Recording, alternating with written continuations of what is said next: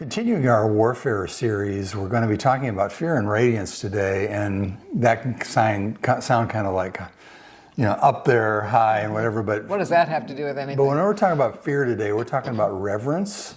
So that's a different word than being afraid, although there is some afraid involved in that. And then the idea of radiance is it's a shining. It's kind of probably what you would see when the sun is coming up in the morning, and then that beautiful, majestic. Yeah, just not even so much the clouds and everything, but just the nature of light itself.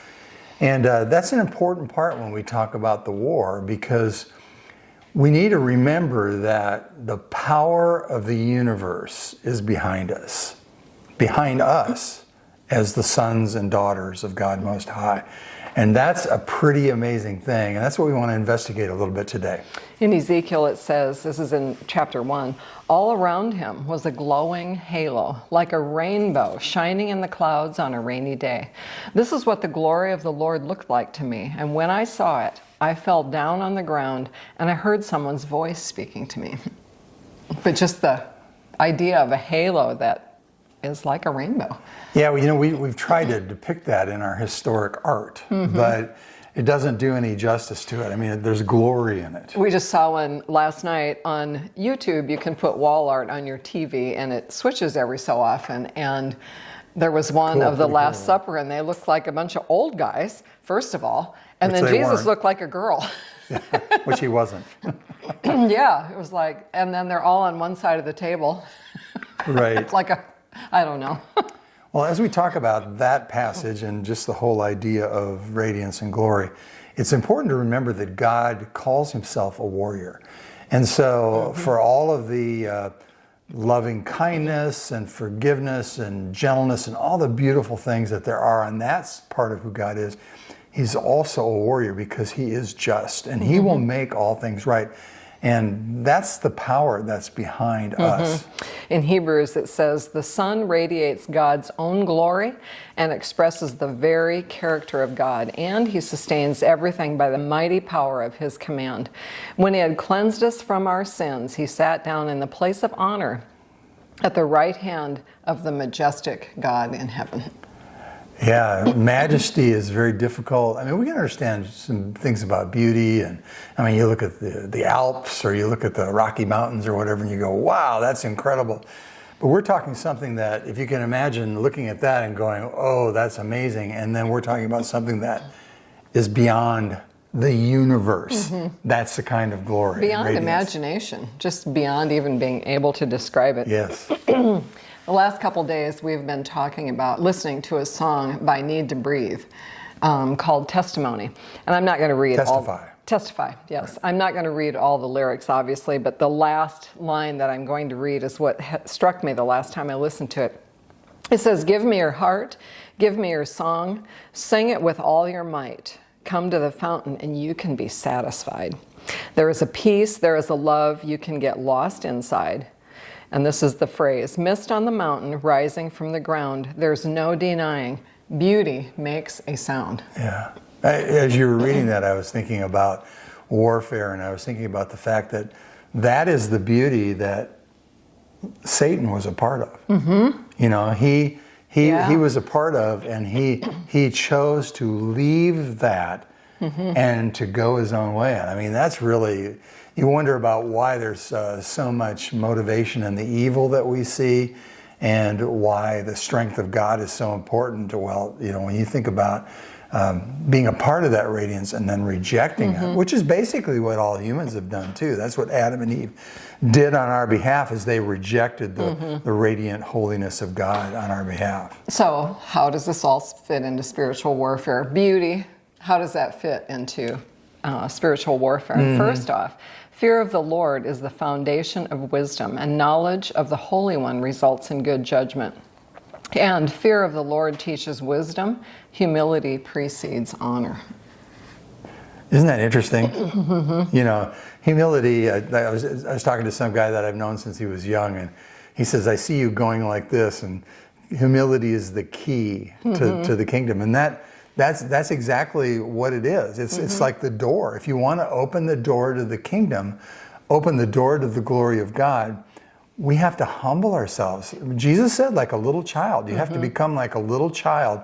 To this radiance, to this reverential fear or awe. Right. So that's a pretty cool thing. So part of the strength for the fight comes with humility, because we fear and honor God and we see his radiance, power, and magnificence. And an example is Naaman. He is talked about in 2 Kings 5. Yeah, and as you tell the story, because you were telling it to me yesterday, it's really cool, but just think about the idea about Naaman did not understand anything about the radiance of God, not a thing. And all of a sudden he's encountering his pride in the midst of this, and it's powerful. There are so many things. I'm going to try to encapsulate it. Dave always says, don't get lost in the weeds, but the weeds are where there's a lot of interesting stuff too. It's true. So I'm going to try to really cull it down, but it's hard to do that. The king of Aram and the Arameans, in 2 chapters later, have surrounded Israel and are keeping them from getting in any food. Yeah. So they're in the midst of a famine inside Starving Jerusalem. them out. So the point is, these are not friends of Israel. And when they made a strike through Israel, one of the people they took was a girl who made her the maid of the wife of Naaman. So that's important to remember. Yeah. So the king of Aram had great admiration for Naaman, the commander of his army, because through him the Lord had given Aram great victories.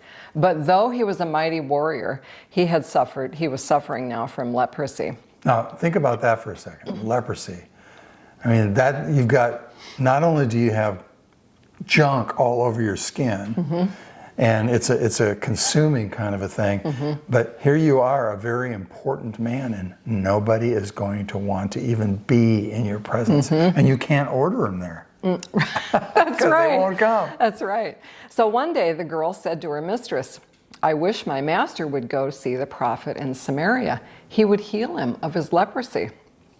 So Naaman told the king what the young girl from Israel had said. So Naaman said, or the king says, yeah, go, take a bunch of goods and reward him and all these gifts. Go to the king. And you're telling the story so well. I'm thinking about this girl, and I'm thinking about. She's a nobody. She's been taken from her home. A nobody, but what a story she has. Which people wonder if we're going to be bored when we get to heaven. I don't think so. Well, and I think we look at our lives and go, is what I'm doing, this little bit of service I'm doing, worth anything? Right. She must have felt like that. She was a captive. So Naaman goes to the king and takes the letter from the king of Aram, and the king of Israel is like, he was tearing his clothes going, this must be a trick. I can't heal anybody. And these are our enemies. Yes. I don't believe these people. And so Elisha hears about it and says, bring him to me. So Naaman heads over to Elisha. When he gets there, instead of Elisha going out, he sends out a messenger and says, go into the river and immerse yourself 7 times. This is what he tells Naaman. Yes, I'm sorry, yes. The messenger tells Naaman. And so he says, go wash yourself 7 times in the Jordan River. Then your skin will be restored and you will be healed of your leprosy. And Naaman goes, yes. No. Naaman became angry and stalked away. I thought he'd certainly come out to meet me. Like, I'm important. You don't send a messenger. I have messengers. So, right away his pride just oozes. And he said, I expected him to wave his hand over the leprosy and call on the name of the Lord his God and heal me. And he also said, I'd rather dip in the rivers of Damascus. This Jordan is filthy. Yeah. So, I don't stinking river. Yeah. So Naaman turned and went away in a rage. But his officers tried to reason with him. They said, basically, if he had asked you to do something hard or heroic, you would have done it. Because in there, somehow we think if we do it right, if we do enough, that's part of it. But and it's not. That wasn't the key here. The key was he had to be humbled. He had to humble himself. So they said, sir, if the prophet had told you to do something very difficult, wouldn't you have done it? So you should certainly obey him when he says simply, go wash and be cured. So Naaman went down to the Jordan River, dipped himself 7 times as the man of God had instructed him, and his skin became as healthy as the skin of a young child, and he was healed. So he overcame his stubbornness with humility. And he got to see God's radiance, not in his life, but in his body. Yeah. I mean, what a beautiful picture of somebody who knew nothing about God, and yet because of their need, their adversity. Yeah, they were able to humble themselves, even though their mind wouldn't let them do it. Yeah. So he says, now I know that there is no God in all the world except in Israel. I think you'll enjoy reading the rest of the chapter. There's a little bit in there. He wants to take some dirt home with him. Yeah, yeah. And what is this about? Well, the king served the god of Rimmon. Yes, old And Rimmon. the servant had to help the king kneel, which meant he also had to kneel. And so he wanted to take the dirt home because he said, I don't want to be, what's the word? Idolatrous. Yeah, I don't want God to think I'm believing this. And so he took dirt with him, but Elisha also said,